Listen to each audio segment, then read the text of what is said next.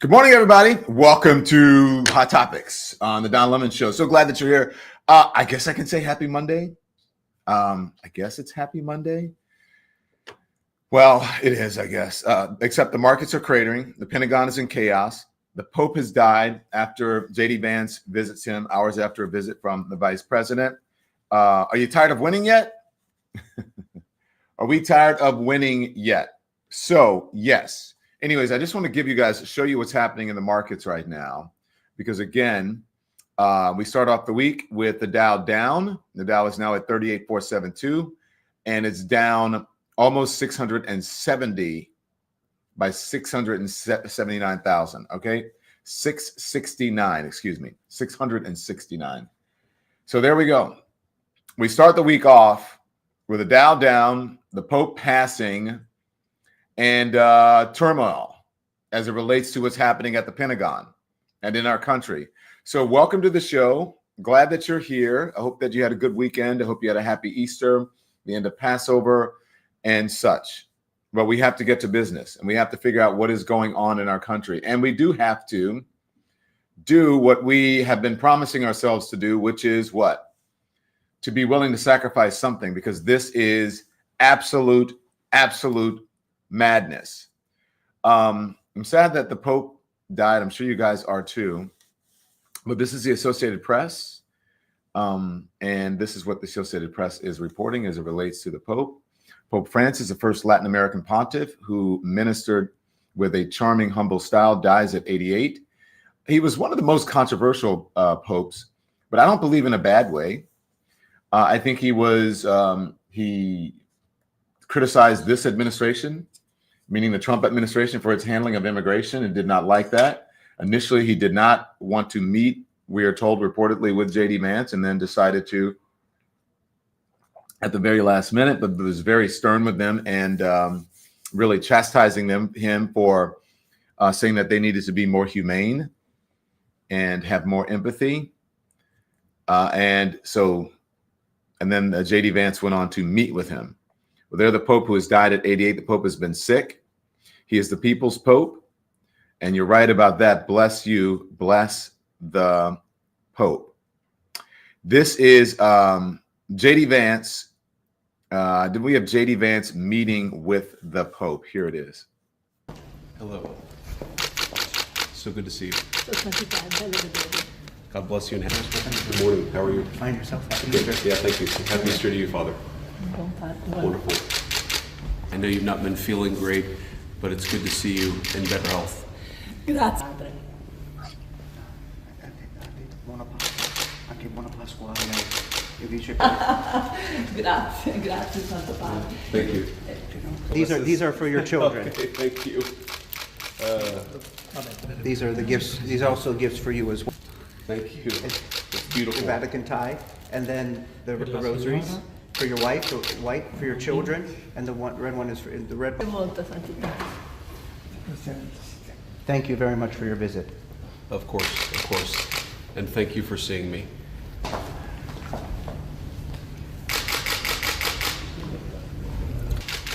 Pray for you every day. God bless you. Io prego per lei ogni giorno, che Dio la benedica. Grazie Santo Padre. Happy Easter. Happy Easter. Well, that was a little uncomfortable. I mean, if you just being honest, I mean, it was. I thought it was extremely uncomfortable watching the interaction with J.D. Vance. He does it. I guess he's not real that comfortable in front of people generally, but I would imagine meeting the Pope would be. I guess some people would be overwhelmed by it, perhaps. That, oh my gosh, I'm meeting with the Pope. But it was extremely uncomfortable, I think, a little bit odd to watch. Am I wrong? And I'm not trying to just beat up on J.D. Vance but I thought it was a little bit odd and almost robotic. But J.D. Vance, one of the people getting to meet with the Pope just really hours before the Pope passed. There's some awful things going around the internet saying that, what J.D. Vance did to the Pope. There was one tweet up there that I've been seeing, and just among many, one from Jack Schlossberg, saying this. But again, I don't believe that happened, but we report the news. Okay. And it is a coincidence that the Pope just died hours after visiting with J.D. Vance. Also, this is Joe Biden. Just to contrast the two, this is Joe Biden meeting with the Pope. This is in 2021. Watch this. I'm not sure this is appropriate, but there's a tradition in America Nessuno sa questo è opportuno, ma c'è una tradizione negli Stati Uniti that the president has what is called a command coin. Il Presidente ha un comando, una clausola di comando, That he gives to warriors and leaders, che dà ai combattenti, ai leader. and you are the most significant warrior for peace I've ever met. Lei è il guerriero più forte per la pace che io abbia mai incontrato. And with your permission, I'd like to be able to give you a coin. E con il suo permesso vorrei offrire questa moneta. It has the U.S. seal on the front. C'è il sigillo degli Stati Uniti sulla parte. But what's different with this coin, usually, La Casa Bianca. but I know my son would want me to give this to you because on the back of it, I have the state of Delaware, and the 261st unit my son served with.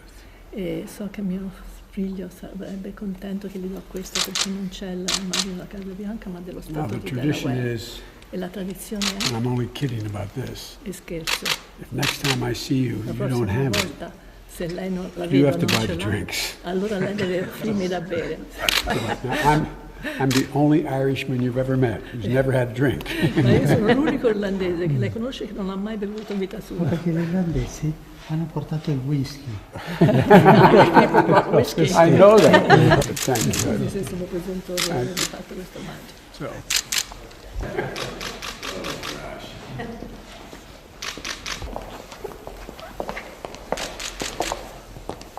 Thank you very much. Thank you. Pray for me. I will. Thank you. Thank you, please. Thank you very much. Thank you for that. So there you go. Listen, two things here. One, I think Joe Biden was very much comfortable with the Pope. Joe Biden was a class act. He was a real Catholic, as some of you have been saying. Joe Biden was an honorable man. And two, I don't think the Pope was as sick. Well, obviously, he was not as sick when Joe Biden visited him in 2021. But there was a certain contrast, especially in the respect that the both men had for each other, the way that they treated each other. Joe Biden was not uncomfortable. He offered him gifts. He spoke to him in a very sort of calm and personable, really, for both men. And so the contrast is different and interesting. It just shows you the diplomacy between the two men, or diplomacy for one, lack of diplomacy perhaps for the other. This one with J.D. Vance, very stilted, just good to see you. I pray for you. Thank you so much for visiting. Blah, blah, blah. Joe Biden came with a story. How are you? I'm a Catholic. I'm an Irishman. I'm the only one who's never taken a drink on it. And it was just really, it was just like being a normal person, right? Didn't really need an interpreter. I think the Pope got what Joe Biden was saying, without saying anything, without having to translate. It's interesting when you see the contrast between different presidents. I remember when Obama left. Do you guys remember that? And we'd gotten so used to, and then after a while, we got used to hearing Trump. And then Obama gave a speech a couple months after Trump took office. And I remember Tim and I just sort of sat in front of the television and said, damn, wow. We were just sort of transfixed watching Barack Obama speak. And we both obviously lived through the Obama presidency. I covered Obama a lot, and also Trump, but just the contrast between the two men. And you can certainly see that now with J.D. Vance and between J.D. Vance and Joe Biden and the Pope. But look, God rest the Pope's soul. He was, I think, one of the most, people call him woke. I don't know what you want to call it. But if you really want to be honest, as someone who wrote the book on religion, Jesus would be considered a liberal and a socialist, right? In these times, he would be considered a liberal and a socialist, and the Republican Party or the MAGA folks would be shunning him and excoriating him for caring about immigrants and poor people and the weak and the sick And he would probably be the number one person standing up for USAID to help the rest of the world. And he'd be like, money. Why do you care so much about money? You should be caring about helping people. And then now we have a Republican Party. And really, it is a Republican Party because they're not really standing up against this president. We have a Republican Party and the MAGA folks who are just don't care about people. They only care about money. And a lot of lies. A lot of lies. So, yeah, there you go. Anyway, but God rest the Pope's soul after 88 years and then of service to people. 88 years of just respecting people and reaching out to folks. I just wish that our current government, our current administration would do the same thing. But that does not appear to be happening. So look, I'm so glad that I wanted to get the Pope out of the way. I'm glad that you guys joined us this morning. I woke up and it gave me a little bit of sadness. Because look, I'm not a Catholic, but I am a Christian. And look, the Pope, honestly, if you want to know the truth, the Pope is a man just like we all are. The Pope is a human being. He is a man. While I have great respect for him, I've always thought, even having gone to Catholic school, that the Pope is not Jesus. He's not God. He's not whatever, but he is in living form, I believe, one of the, holiest people and the people who should be carrying the torch for Christianity around the world. And there were, throughout my years as a Christian and having gone to Catholic school, I'm a Baptist. Having gone to Catholic school, I respect what the Pope does. I wish the Catholic Church had been different in many ways, especially as it relates to, what happens with priests and all of that. But on this day, we will honor the Pope because he is a man of good deeds. He is a man that cared about the members of the LGBTQ community. He said, "Who am I to judge?" He's a man who cares about immigrants. He's a man who cares about poor people. He's a man who uplifts women. And so I had much respect for this Pope. He got a lot of criticism because Catholics felt, like many of them were like, he's abandoned the doctrine and the scripture. And it's like, no, he's actually living the doctrine and the scriptures. He's actually doing what the doctrine and the scriptures have been telling us to do, have been demanding of Christians, and not only Catholics, but Christians around the world. And he has been doing it by example. Unlike, which we're going to talk about this morning, unlike the crap, so Pope, rest in peace, unlike all the crap that's happening in Washington, D.C., and all the lying, all of it, all of the chaos, all of the lies as we are going through this and pretending that the thing that the Pope didn't do is pretended that he knew everything. He did not pretend that he knew everything. He did not pretend that he was an expert on everything. He just was humble. There was this degree of humility. We are not getting any sort of humility now from anything that has to do with government in our country. There is absolutely no humility. It's just, I know better than everyone. You're dumb, you're stupid, you're ignorant. That's what they say. Everything is DEI, everything is blaming other people, demonizing minorities and the underserved communities, and the least of these, which is the exact opposite of what this Pope stood for. And so as I'm talking about that, let's go and just talk about it. You guys know that there is another Signal, another private chat platform, or not so private, one that can be hacked. There is another one that has been used by Pete Hegseth, who's a defense secretary. And then there is an article talking about which lays out the chaos that's happening at the Pentagon right now, according to this person who actually worked in the Pentagon. Okay? So let's go through it, shall we? Do you guys want to know this morning what's going on? Shall we go through it? Shall we go through it? This is a New York Times article about the second Signal Gate incident. And so I want to discuss it with you guys as we get into it. Hegseth said to have shared attack details in second signal chat. Now, this is a Yemen attack that he shared before that they thought had died down. And then here it comes again. This is not an indication, it's a confirmation of just how not qualified, I wouldn't even say underqualified, just not qualified at all. Yes, Kimberly Eisler, this is unacceptable. How not qualified at all that Pete Hegseth is a defense secretary. Why is this dude still employed? 1971 black. Why is he still employed? That is the million gazillion dollar question. And there are those who are at the Pentagon who work in the Justice Department, the Department of Defense, and in the Trump administration who believe that he's not long for this world, meaning in his job. He must resign to be fired immediately, says Margaret Kellner. Well, just moments ago, though, the White House press secretary released a statement and said, you know what? Donald Trump is still standing by him, and then also blaming outside forces, saying, this is the people just out to get him. Let's go through this article so I can explain to you what's happening, okay? So the Defense Secretary, Pete Hegseth, shared detailed information about forthcoming strikes in Yemen on March 15th in a private Signal group chat that included his wife.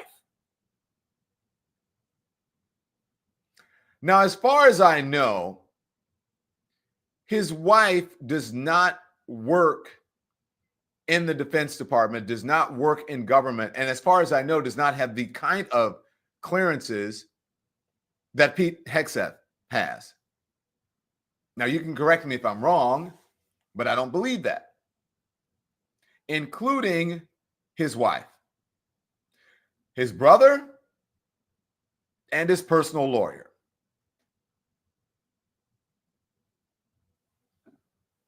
I'm going to read that again. And I'm going to say it again. I want you to listen, especially if you are one of the MAGA brain folks who are in the chat, who are watching this program, watching this stream. Defense Secretary, no, I'm not kidding, Michael Mark. I'm serious. I'm as serious as a heart attack. Defense Secretary Pete Hegseth shared detailed information about forthcoming strikes in Yemen on March 15th in a private Signal group chat that included his wife, his brother, and his personal lawyer, according to 4 people with knowledge of the chat. Some of those people said that information Mr. Hegseth shared on the Signal chat included the flight schedules for the for the F-A-18 Hornets targeting the Houthis in Yemen, essentially the same attack plans that he shared on a separate Signal chat the same day that mistakenly included the editor of The Atlantic. Now, are you guys okay with this? Or do you believe that this is someone who's out to get him, all of these people? Are somehow out to get him? Everything is just like Trump. Everybody's out to get him. Everything is a lie. Everyone is out to get me. They want to get me. They're deep state. Do we need any more proof of how unqualified he is, says Samara C? This is ridiculous. You're right, Samara C. So this is not Trump derangement syndrome. It's not Trump hating. It is just the truth that should be told to all. The Defense Secretary, Pete Hegseth, sharing the forthcoming strikes in Yemen with his wife, his brother, his personal lawyer. Essentially the same attack plans that shared on a separate Signal chat on that same day that mistakenly included the editor of The Atlantic. Mr. Hegseth's wife, Jennifer, a former Fox News producer, is not a Defense Department employee, but she has traveled with him overseas and drawn criticism for accompanying her husband to sensitive meetings with foreign leaders. Now, why is his wife going to these sensitive meetings? Is she his sober coach? Is she keeping an eye on him? Does she want to make sure that he doesn't fool around and have more affairs? That's not gossip. It's true. The man had so many affairs, and he's got that you can't keep track of them, and he has kids. He and Trump I don't know how many babies mamas they have. I don't know how many affairs that they have. Again, that's not gossip. That is the truth. And you guys know it because you've read it. So she has drawn criticism. Why is she traveling with him on all of these things? Why is she attending these meetings with him? Mr. Hegseth's brother, Phil, and Tim Palator, who continues to serve as his personal lawyer, both have jobs in the Pentagon, but it is not clear why either would need to know about upcoming military strikes aimed at Houthis in Yemen.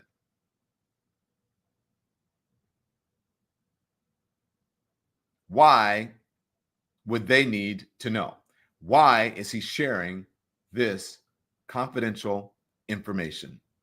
The previously unreported existence of a second signal chat in which Mr. Hegseth shared highly sensitive military information is the latest in a series of developments that have put his management and judgment under scrutiny. Unlike the chat in which the Atlantic was mistakenly included, the newly revealed one created by Mr. Hegseth was created by Mr. Hegseth, not by someone else. It included his wife and about a dozen other people from his personal and professional inner circle in January, before his confirmation as defense secretary, and was named Defense Team Huddle. The people familiar with the chat said he used his private phone rather than his government one to access the signal chat.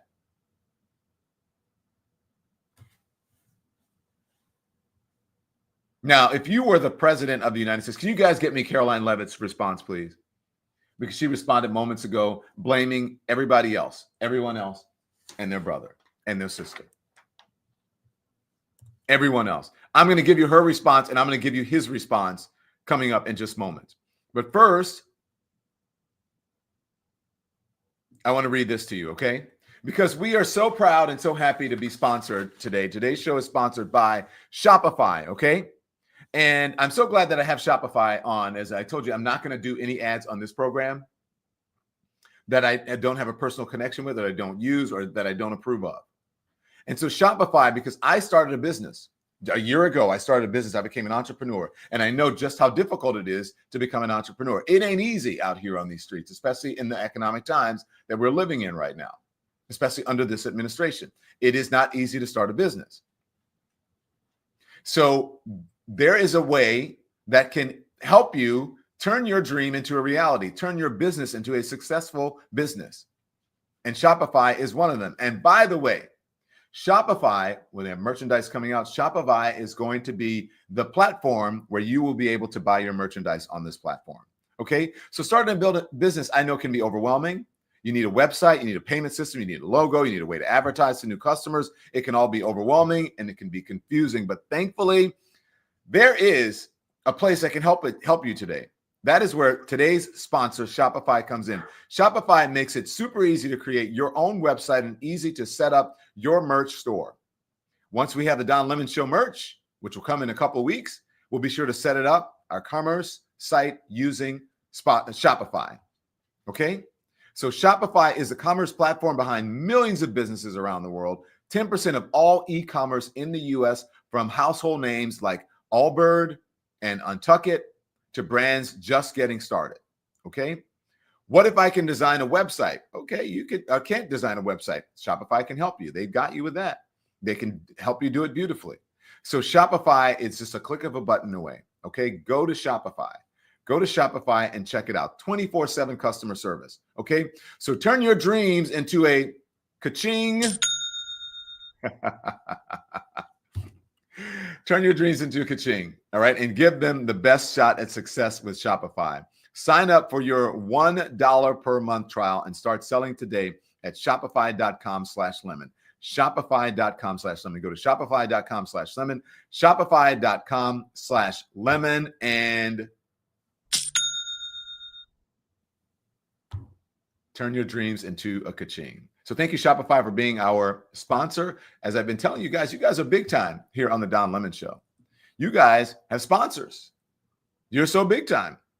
Shopify is no joke. That's a big time sponsor. So thank you, Shopify. Okay, so let me just put this up. I want to tell you, because there have been, first of all, let's play. Do we have Caroline Leavitt's? This is Caroline Leavitt's response to the Pete To the Hegseth. New York Times, Secretary of Defense Pete Hegseth back in the news about staffers had to be dismissed and a second signal chat that took place.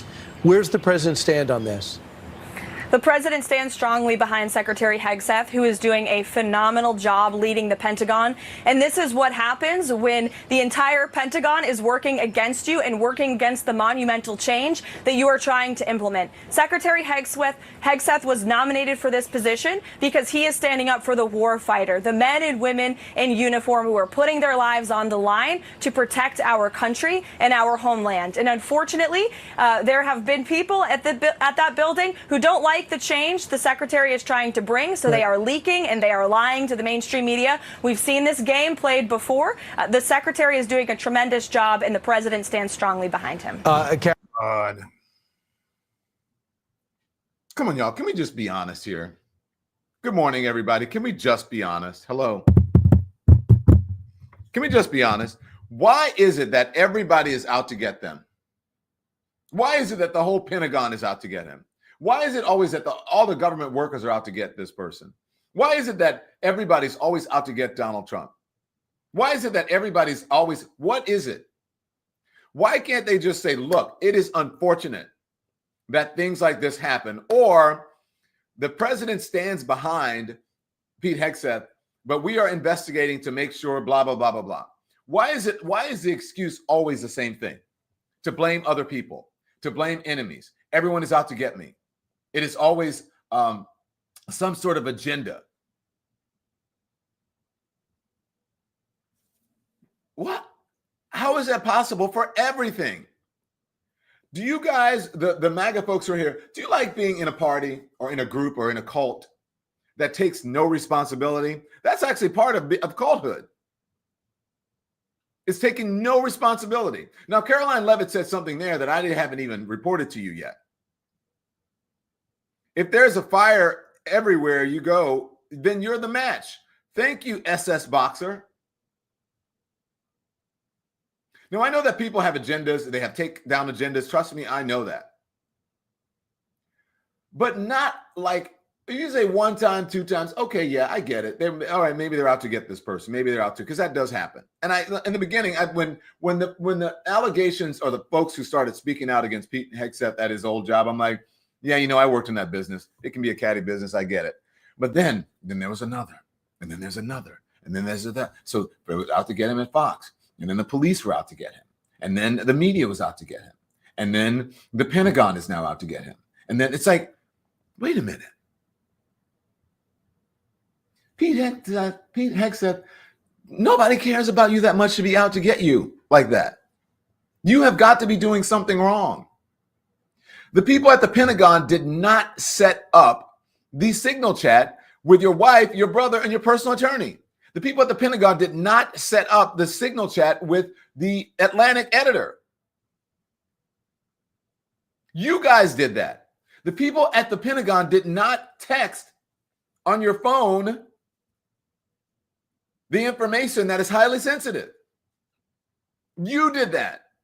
So where is your responsibility in all of that?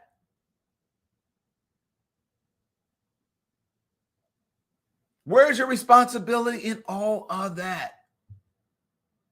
Pete Hegseth. Now, mind you, I want you to take a look at the scene, the environment, the people around him, where he was, and what he was saying in front of the people who were the age that they were at this point.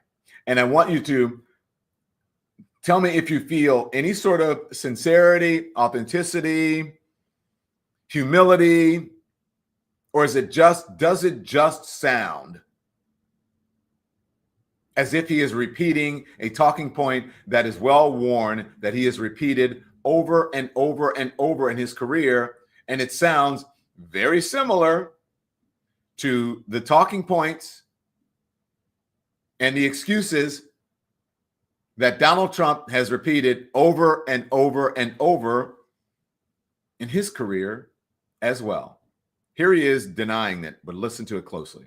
What do you want to say, sir, about the signal chat controversy? You know, what a big surprise that a few leakers get fired and suddenly a bunch of hit pieces come out from the same media that peddled the Russia hoax won't give back their Pulitzers. They got Pulitzers for a bunch of lies. Pulitzers for a bunch. It's not even convincing. What does it say? That the same media. Where can I go back to? Oh, the Russia hoax. The same media that lied about the president who said that he incited an insurrection. He did, by the way. Back to Pete Hegseth. The same media. By the way, don't look at the kids behind me because I am at an Easter egg hunt in front of the White House and I should not be talking like this in front of kids.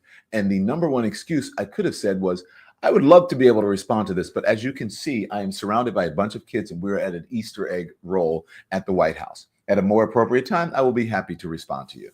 Instead, the same media, back to Pete Hegseth, same media who lied about a president trying to overturn an election. The same media that won a Pulitzer Prize. Now here is Pete Hegseth. Sorry, Don, real quick. I don't know if you already called this out. I'm just noticing this. Take a look at the difference in the sideburn lengths on Hegseth. Okay. It's like it's almost like he was shaving drunk. It's insane. Okay, I will look. Let me see. I will look. Hold on. Let me go back into character though. The same media who, and this is his conscious thinking about it. Oh, wait a minute. I was actually part of that media. That's the whole reason that I am defense secretary, is because he saw me on Fox News. The same channel that lied to people about the election and then got sued for billions of dollars. That's like what his conscience is saying. But then he's like, oh, can't go there. And he continues on. Go. Bunch of lies and on hoaxes time and time and time again. And as they peddle those lies, no one ever calls them on it. See, this is what the media does. They take anonymous sources from disgruntled former employees, and then they try to slash and burn people and ruin their reputations. Not going to work with me, because we're changing the Defense Department, putting the Pentagon back in the hands of warfighters, and anonymous smears from disgruntled former employees on old news doesn't matter. So I'm happy to be here at the Easter egg roll with my dad and my kids, because, you know, this is what we're doing it for. Oh my God. These kids right here. This is why we're fighting the fake news media. This is why we're fighting slash and burn Democrats. This is why we're fighting hoaxers. Look at these kids. Look at these kids. Hold on, pause, please. This Look group at these kids. That kid is like, oh my gosh, but these kids, this is what he's teaching these kids. And instead of saying, look, it's not appropriate to, you see my kids are back here, man. Come on, man. My kids are here. So look, I will hold a press conference, a briefing. I'll give you a statement later. But anyways, we're celebrating the Easter egg hunt and Easter out here, right? But let me just tell you this. Someone says, I can't unsee it, Peter. Let me just tell you this. As a man of a certain age who has gray sideburns, I understand what you're saying, Peter. I understand what you guys are saying. I just think on the left side of his face, which is on the right side of your screen, I think his hair is grayer. His sideburns are grayer on that side. So you can't see just where they are, because I have the same issue, because I have a little gray in my thing. But they are a little uneven. But, you know, there's a lot more to criticize Pete Hegseth about than uneven sideburns. But I get your point. My biggest issue is that he is lying not only in front of the kids, but he is also using the children as props. That is my issue. Now, I don't know, were the eggs real at the Easter egg hunt? Because I heard at my Easter celebration that eggs were so expensive that people were dying potatoes. Did you guys hear that? That's what I heard. Let's finish this out. No, this group right here, full of hoaxsters that peddle anonymous sources from leakers with axes to grind, and then you put it all together as if it's some news story. And when we know exactly what it is. So I'm really proud of what we're doing for the president, fighting hard across the board, and I'm going to go roll some Easter eggs with my kids. Thank you very much. Have spoken to the president, and we are going to continue fighting on the same page all the way. Okay, that was so disingenuous, everyone. And look, I'm a tough cookie. I'm a tough critic, but I like to be fair. Like, I just felt like I was fair about the sideburns because you guys know what I'm talking about. You see right there, and on him, he's a white guy, so you may not be able to see. If you roll it a little bit, just roll the beginning. You can play the sound or not play the sound. But if you look at the close-up, you might see what I'm talking about. So that one side on that one, that side is really long. But then if you look at the other side, I think the gray has a lot to do with the length of his sideburns. And look, I'm discussing something that's a little bit, do you see what I'm saying? You guys see what I'm saying, right? So the gray is the bottom of this thing. So they're not exactly that much longer, but yeah, it's a little weird. Okay, but there are bigger things with J.D. Vance to point out. With Pete Hegseth to point out. And so to me, that was probably the most egregious. Like, if you lie in front of your kids like that, or kids, then what does that say about it? Because I'm always very sort of aware of kids. Like, there were a bunch of kids yesterday. Like, some of the kids in some of my in-laws and Tim's family, like, I met, and they don't know me, so they're like, "Who are you?" And it's like, "Hi, kid, how are you?" My kids are very impressionable. So you got to be careful. You don't want the kids like growing up thinking, oh, the fake news media and whatever. I mean, look at what he's saying around these kids. Play it. I want to hear this again. Just think about this. If you were a dad, seriously, I want you to think about this. If you're a dad, if you're an uncle, or whoever it is, if you would be talking like this in front of the kids, just play it again. What do you want to say, sir, about the signal chat controversy? What a big surprise that a few leakers get fired and suddenly a bunch of hit pieces come out from the same media that peddled the Russia hoax. Won't give back their Pulitzers. They got Pulitzers for a bunch of lies. And on hoaxes, time and time again. And as they peddle those lies, no one ever calls them on it. See, this is what the media does. They take anonymous sources from disgruntled former employees, and then they try to slash and burn people and ruin their reputations. Not going to work with me, because we're changing the Defense Department. Look how they're looking. Look at how the kids are looking. Keep going. Putting the Pentagon back in the hands of warfighters, and anonymous smears from disgruntled former employees on old news doesn't matter. So I'm happy to be here at the Easter egg roll with my dad and my kids, because this is what we're doing it for. These kids right here. This is why we're fighting the fake news media. This is why we're fighting slash and burn Democrats. This is why we're fighting hoaxsters. This group right here, full of hoaxsters that peddle anonymous sources from leakers with axes to grind, and then you put it all together as if it's some news story. And when we know exactly what it is. So I'm really proud of what we're doing for the president, fighting hard across the board, and I'm going to go roll some Easter eggs with my kids. Thank you very much. Yeah. Whoever said that. Have spoken to the president, and we are going to continue fighting on the same page all the way. I hope all of those kids are kids and had the permission to be on television, but I think they probably signed a release. But it is giving used car salesmen. Come on down here, and I give you the best deal, but we get every month $9.99.99 every month. It's giving used car salesman.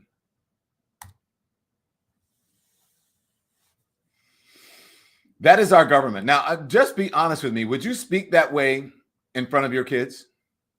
Would you want your kids being exposed to that? Wouldn't you say something like, hey, you know what? So that's not the only thing that has to do that as it relates to Pete Hegseth.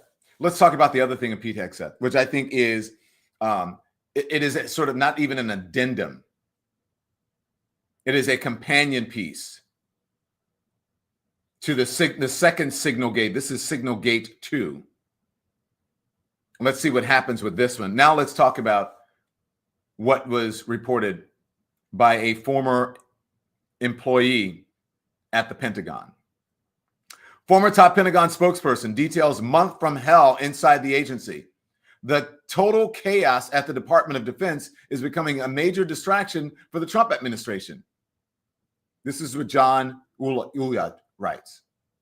Okay, so let's go through this. Because again, this person is not disgruntled. This person was not fired. This person was a fan of J.D. Vance and of the president. He is go back, keep going. No, go down a little bit. Back, there we go. He is a former chief Pentagon spokesman, led the communications at the National Security Council and the Department of Veterans Affairs in President Donald Trump's first term. He resigned from the Pentagon last week. He was a senior communications advisor on Trump's 2016 campaign. And what he writes is scathing. What he writes, you want to hear about. It has been a month of total chaos at the Pentagon. Again, this is a Trump and Hegseth fan. From leaks of sensitive operational plans to mass firings, the dysfunction is now a major distraction for the president, who deserves better from his senior leadership. Now, again, this is not someone who has Trump derangement syndrome. This is not someone, a deep state person, as they may blame, as Pete Hegseth may blame. This is not someone who is a leaker, who's out to get someone. President Donald Trump has a strong record of holding his top officials to account. Given that, it is hard to see Defense Secretary Pete Hegseth remaining in his role for much longer. The latest flashpoint is a near collapse inside the Pentagon's top ranks. On Friday, Hegseth fired 3 of his most loyal senior staffers, Senior Advisor Dan Caldwell, Deputy Chief of Staff Darren Selnick, and Colin Carroll, Chief of Staff to the Deputy Secretary of Defense. In the aftermath, Defense Department officials working for Hegseth tried to smear the aides anonymously to reporters. Do you hear that? Claiming they were fired for leaking sensitive information as part of an investigation ordered earlier this month. Now, listen, as someone who has been part of a smear campaign, I get it, but not to this extent. Because there are reporters out there, especially for Politico and others, who would write about other folks if they had a different opinion. So far, no one. Yet none of this is true.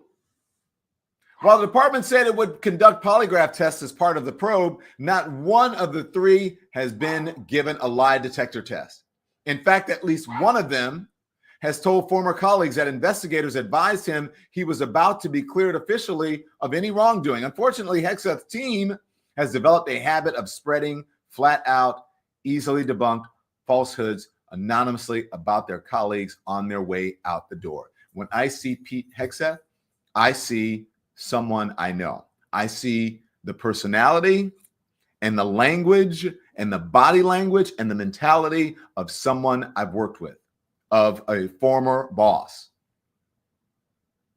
They are almost identical in the way that they conduct themselves.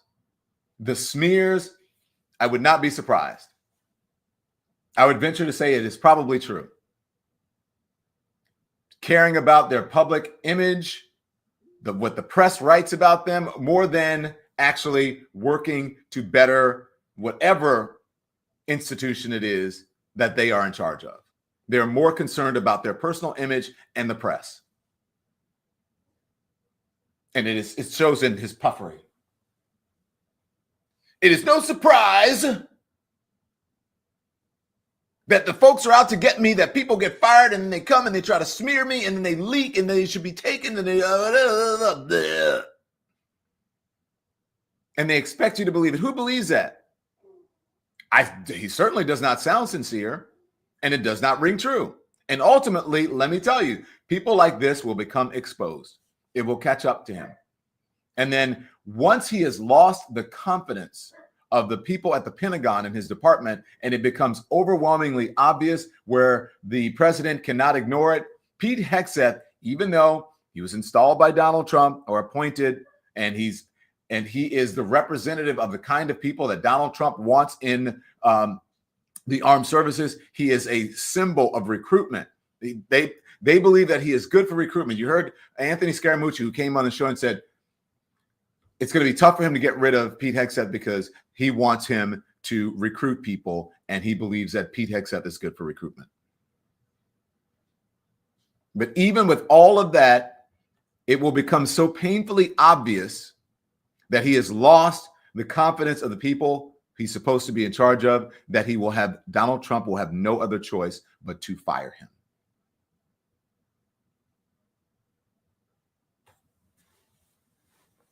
Mark my words. How do I know? I've lived it. Mark my words. Mark my words. This is the thing. Hegseth team has developed a habit of spreading flat out, easily debunked falsehoods anonymously about their colleagues on their way out the door. Now, why would you need to do that? To try to protect. The only reason that you would need to do that is if you are not confident about your own abilities and your own leadership. That is why they're doing it.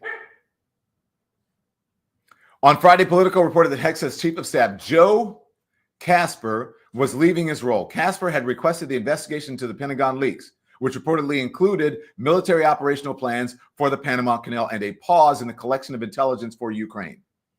Hegseth is now presiding over a strange and baffling purge that will leave him without his two closest advisors of over a decade, Caldwell and Selnick, and without chiefs of staff for him and his deputy.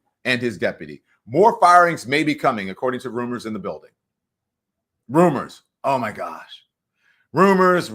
Everybody's leaking to the press. He's leaking to the press. His staff members are leaking to the press. Nobody trusts them. The only people who are not leaking to the press are the people he's firing. But he thinks he's so paranoid, he doesn't know that the people around him are leaking to the press. Hegseth is now presiding over a strange and baffling purge that will leave him without his two closest advisors in over a decade. More firings are coming, according to rumors. In short, the building is in disarray under Hegseth's leadership. Fortunately, I was not a victim of this purge of his senior leadership. And this is why I say you should pay attention to this. Because this person, listen to me closely on this Monday morning when I have not had enough coffee. And I haven't even had a chance to eat my cinnamon bun yet. Listen to me closely. I'm telling you, this is just the beginning. And after a while, right? Like after a while, the president is going to go, okay, I'm tired of carrying this guy's water. I'm tired of making excuses. Pete, what are you doing, man? I am behind you, but damn. And so these stories are going to start rolling out, and then it's going to get worse. So this guy says, I am not a victim of this purge of his senior leadership. This person is not a Trump or a Hegseth hater. This person, I believe, just cares about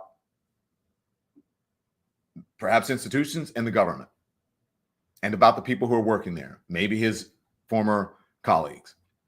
Fortunately, I was not a victim of this purge of his senior leadership. Like Caldwell and Selnick, I was a longtime backer of the secretary. In December, when his Senate confirmation was in jeopardy, I wrote an opinion piece arguing strongly that he was the best man to shake things up at the Pentagon in need of serious reform.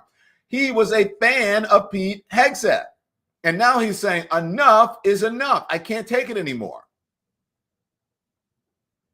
A month later, Hegseth invited me to stand up and lead the Pentagon public affairs operation for his initial time in the building, and then possibly taking another position in the department after that. Keep scrolling, Andy.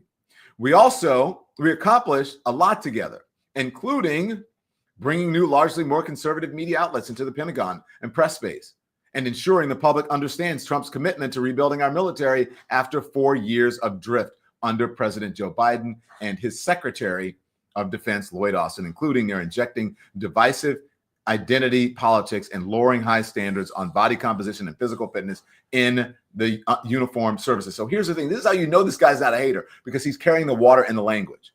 He's talking about divisive identity politics. He's talking about DEI, right? Lowering standards. No one is lowering standards. We know that is a lie. But anyways, that's what they believe. And so this is not a hater. Last week, a month after leaving my public affairs role, I respectfully declined the secretary's generous offer for a new position and informed him of my decision to leave the department, wishing him all the best. I value his friendship, and I am grateful for his giving me the opportunity to serve. I salute his leadership in helping the president make America strong again. Yet even strong backers of the secretary like me must admit the last month has been a full-blown meltdown at the Pentagon and is becoming a real problem for the administration. Maybe you guys aren't listening to me. This is a bombshell. This is a bombshell. And so it goes on to describe all of the chaos and upheaval in what they call mishigas that is happening inside the department and at the Pentagon. There's so much chaos here, Sonia. You're absolutely right. So much chaos. It's so hot in here. Just ask Tim to turn the heat off in here. I'm trying to warm it up. It's hot. So this is where we are. And all of that happening while producers, give me an update. The market is down what? Do we have the market 900 points? Is that right? Correct. Last I checked, 909 points. There it is, 909, 907 points. Breaking news. The Dow is down 907 points. I know more than the generals. I know more than the economists. I know more than the economic advisors. I know more than anyone about anything. I know more about tariffs. Tariffs are great. China's going to relent. They're going to back down.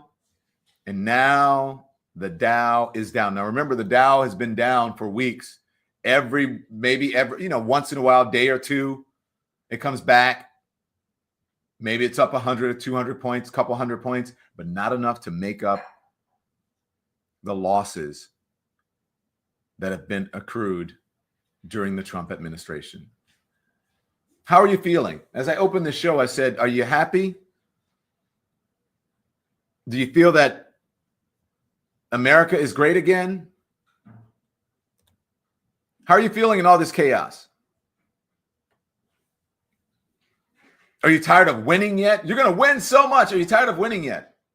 And then all the people, every time we don't win, and every time you bring up the absolute truth about what's happening with this administration, people accuse you of having Trump derangement syndrome. When the folks who are making excuses, whether it's through their lips or in their minds, those are the people with the real derangement syndrome, because they don't understand the danger that we are in.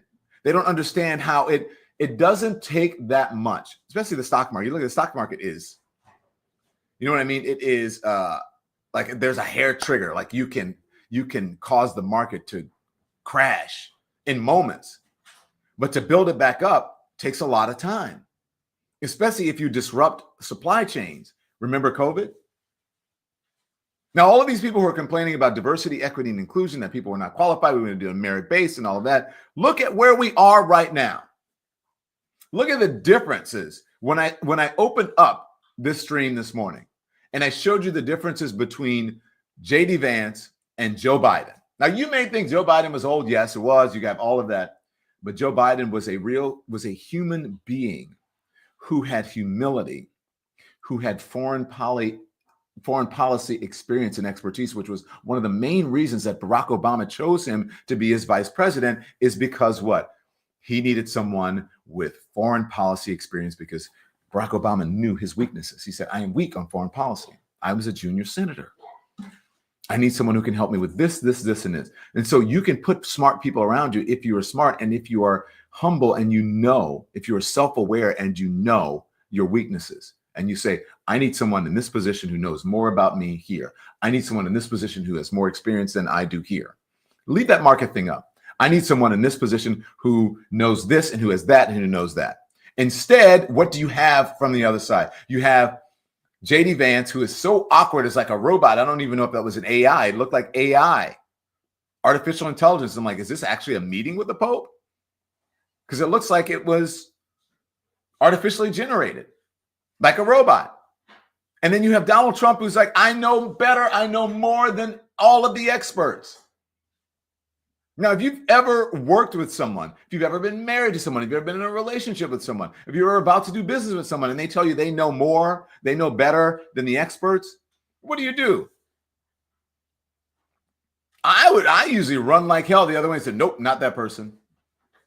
Now, if someone says, hey, look, I know my limitations here, and that's why I have Judy over here, who is an expert in acquisitions, and she's going to lead our acquisitions department and such and such and such and such. Now, what I do know from working in business is that it can be difficult, and that's why I have someone who is going to be my right-hand person as it relates to acquisitions, and she's going to lead the charge. I'm going to watch. We're going to have oversight or whatever. But Judy, what say you? Blah, blah, blah, blah, blah. I know better than everybody, all the economists. We're going to make you, he said within hours, within days, he's going to have the economy in check. He's going to have our adversaries in check. He's going to have our trading partners, allies or adversaries, all in line. And where are we? Canada is still saying, we're not doing this shit. China's like, I'm sorry, I ain't doing this shit either. Even Mexico's like, and they're forming alliances all around us. And once they're able to at least form some alliances, they may not be as rich of deals as they are used to. But once they start doing that and going around America, they'll figure out how to do it and it'll become even better, even stronger. And they'll go, okay, fine. America first is America alone, and you guys go it alone. Good luck. And now the market is down 913 points. And it's not just one day, because things happen. Things happen in one day. Now, okay, again, now watch. Before the day is out, they're going to produce their little show as they do every single day. They're going to try to get ahead of this Hegseth story and turn it into something else. And then he's going to make some announcement regarding the tariffs that will to try to change and manipulate the markets, right? To make the markets go up. And then he's going to come, I was on the phone with China this morning. I was on the phone with someone else. Something is going to happen where he's going to try to change this. And then maybe during the day, for the end of the day, he'll do something and they'll go, okay, maybe he's being reasonable at this point because they are desperate for any lifeline. And then so he's going to try to change it, perhaps for the end of the day or perhaps tomorrow so that he can, when the futures come, he can sort of manipulate that to make it look better. Watch. Produce the show. There'll be a fight. Caroline Levitt will have a fight with someone in the briefing room. Then they'll try to say, hopefully that will become the news, right? A distraction. Today's distraction is, and they'll try to distract you that way. And then he will have what? He's going to have a photo op in the Oval Office and then have a fight with someone, whatever. And then that's going to become a distraction. So he's going to hope that you focus in on that rather than what's happening. Instead of him hiding what he's doing. Now look over there. Yeah. Oh, yeah. Get out of here. You're stupid. You're fake news. That's what's going to happen today. Watch.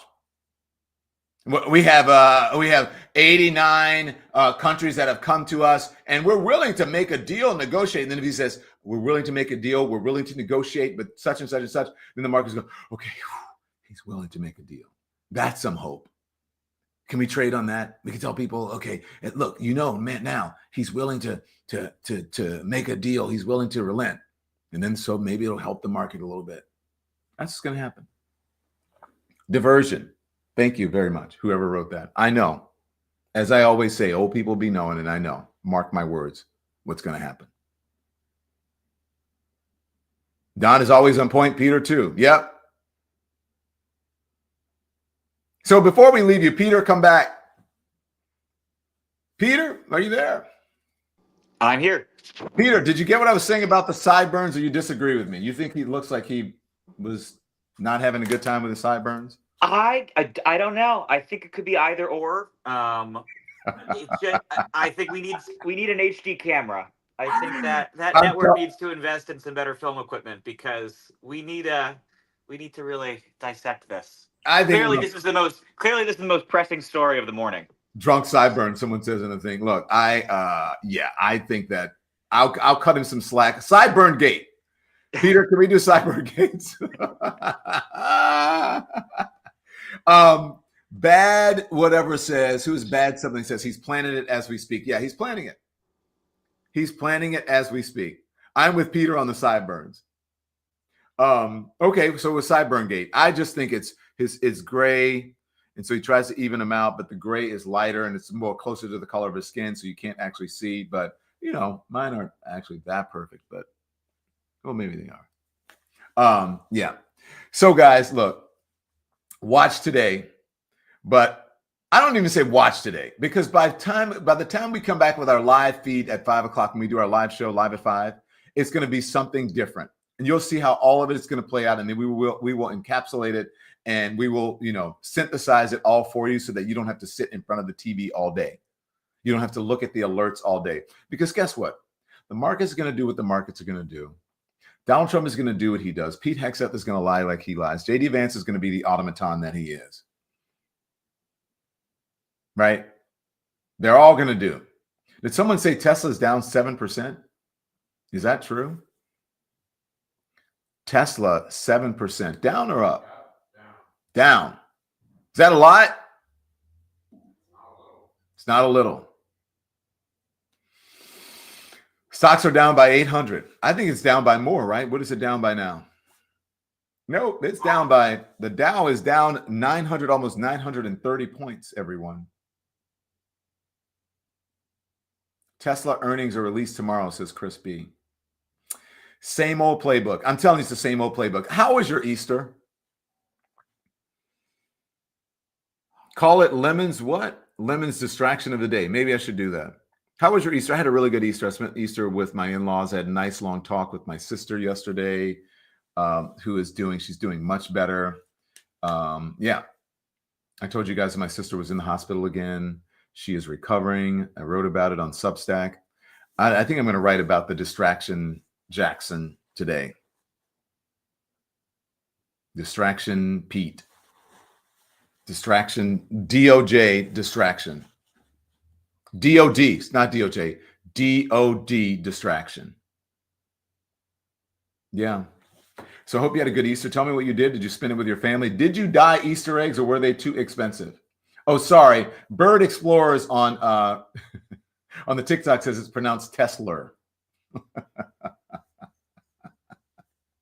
Tesla. My Easter was good. I spent time with my family. Daughter made Greek Easter bread. Oh, wow. Do people dye eggs that much anymore? Were there a couple of dyed eggs yesterday? Didn't see. We used to, when we were kids, like the plastic. Now the kids do. I noticed they do the plastic eggs that you open up and there's like chocolate. You put like candy inside and you close them up or whatever. But when I was a kid, I mean, we would dye eggs. Like we would be up all night dyeing eggs, all kinds of color. We'd bring them to school. Everybody would eat eggs. It would be stinky, not just from the eggs, but from other stuff because eggs can make you gassy, right? Boiled eggs, and so we would dye a lot of eggs when I was growing up as a kid, and you would actually hide real eggs.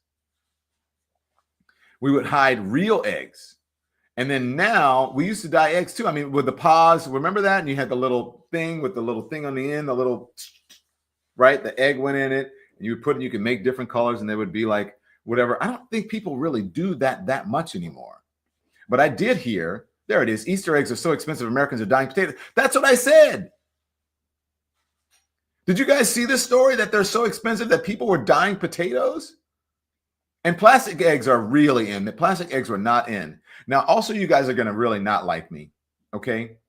Because for Easter, I love candy corns. That was like my favorite Easter and whatever, fall, whatever. I like candy corns.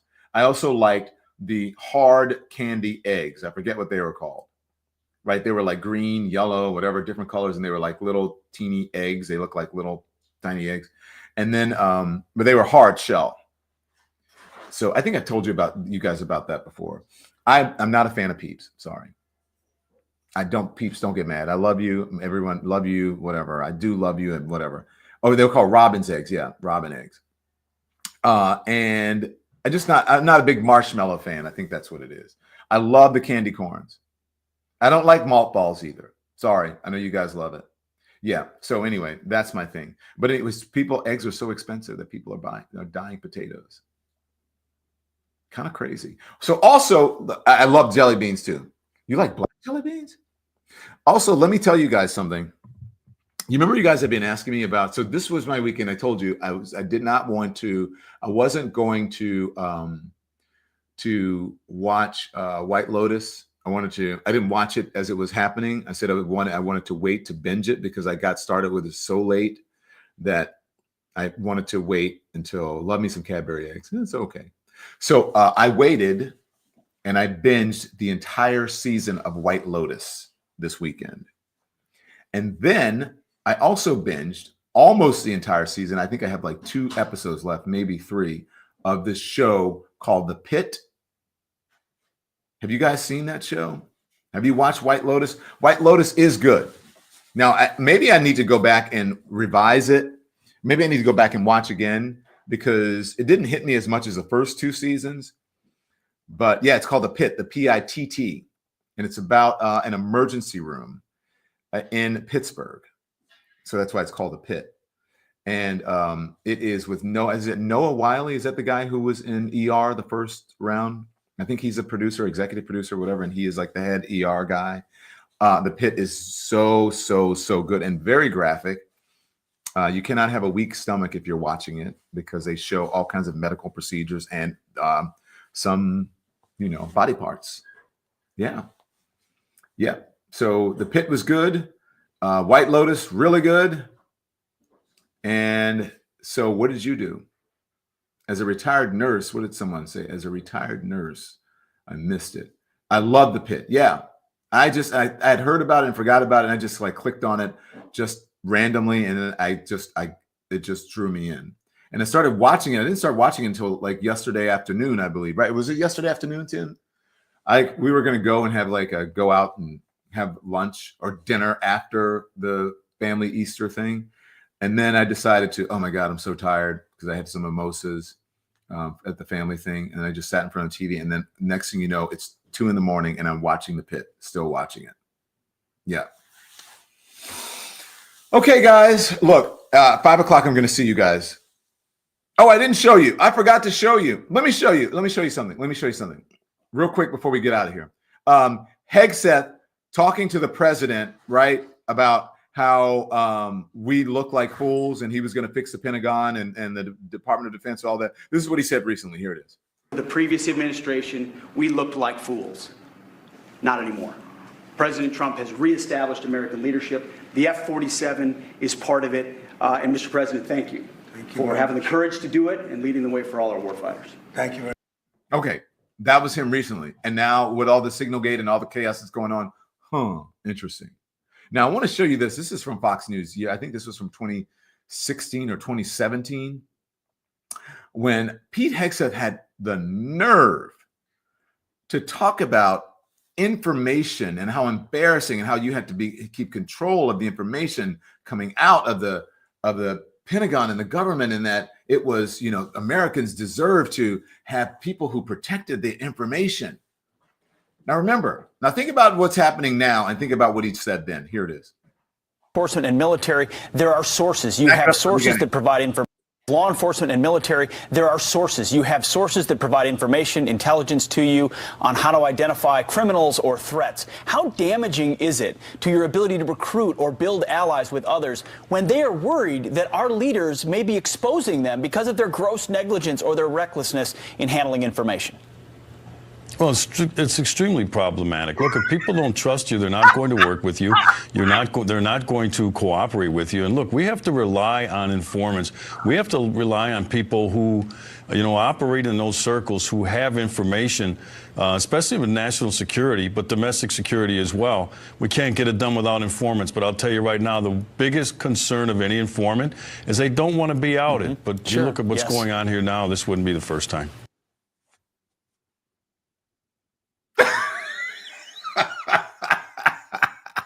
There's always videotape and the soundbite for everything with these guys. Everything. Thank you, Erica. There's always a video because you know what? Every allegation is a confession. And you are right. Whoever said hypocrites in the chat, they're all freaking hypocrites. All of them. And by the way, wasn't that the guy? I don't remember. Wasn't he at least charged with having a prisoner? I don't know if he passed away or whatever from dehydration, refusing to give him water or something allegedly like that in the reporting in his jail, that guy. And then there were also, I believe, allegations of plagiarism or something from that guy. Wow. Okay, look, welcome to all of our new members. Thank you, Simi, once again. Because of Simi's generosity, 20 people get to become members of the Elimination. Thank you, Simi.